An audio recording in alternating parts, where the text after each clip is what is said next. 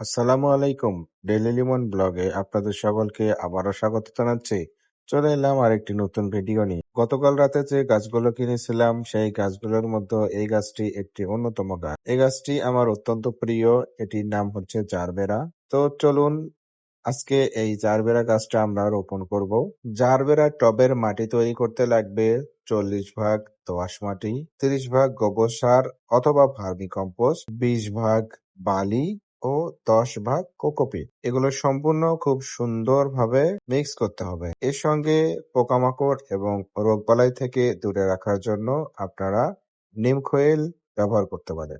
Gerbera গাছের জন্য 8 থেকে 12 ইঞ্চির একটা পট হলে খুব ভালো হয়। যেহেতু আমার বাড়িতেই এই প্লাস্টিকের পটগুলো ছিল, আমি এগুলোই ব্যবহার করতেছি। তারপর সার মিশ্রিত মাটিটি পটে তুলে গাছটি সুন্দরভাবে রোপণ করতে হবে।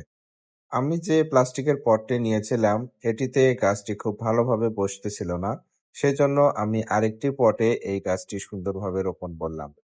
যেহেতু গাছটি কালকে আমি রাতে নিয়েছি আর ওনার কাছে এই একটি গাছই ছিল, সেজন্য গাছের পাতাগুলো একটু সমস্যা থাকা সত্ত্বেও আমি গাছটি নিয়েছি।